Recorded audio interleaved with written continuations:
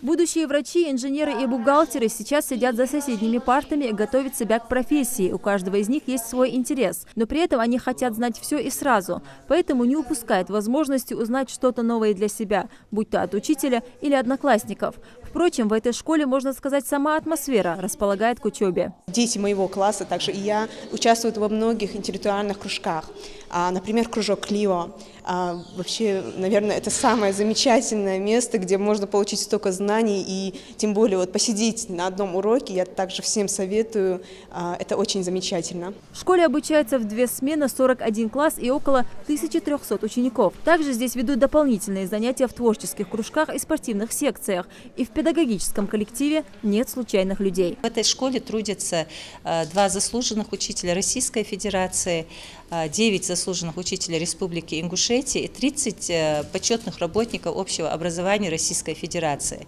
Но в данный момент это успех я не отношу ни к одной из этих категорий. Только совместная работа родителей, детей и учителей может дать какой-то результат. Достижения школы говорят сами за себя. Многочисленные победы на различных олимпиадах и конкурсах, высокие результаты образовательной деятельности и успехи выпускников подтверждают статус школы. Наши ребята, во-первых, сдали ЕГЭ хорошо, все.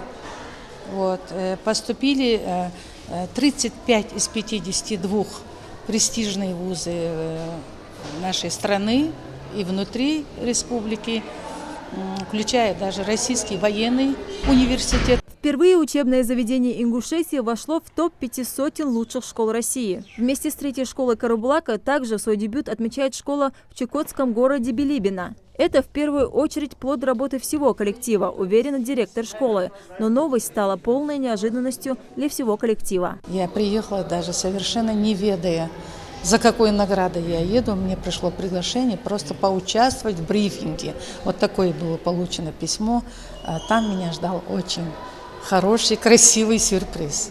Список лучших из лучших представляется с 2013 года. Особенность последнего рейтинга – он составлен исключительно на объективных результатах. Оценивались школы по итогам олимпиад, экзаменов, количеству детей и наличию конкурсного отбора. Учитывались только те учебные заведения, которые проводят обучение детей с 1 класса. Весомый вклад в достижение внесла выпускница прошлого года Ясмин Чапаева, которая заняла призовое место на Всероссийской олимпиаде. Это не первый ребенок, с которым ты в этом направлении работаешь, а именно достиг этого этот ребенок. И когда объявляется именно место этого, призерства, победитель, вы не представляете, ребенок стоит счастливый на сцене, куда их вызывают, где им вручают эти медали и дипломы, а ты там в зале, у тебя появляются слезы.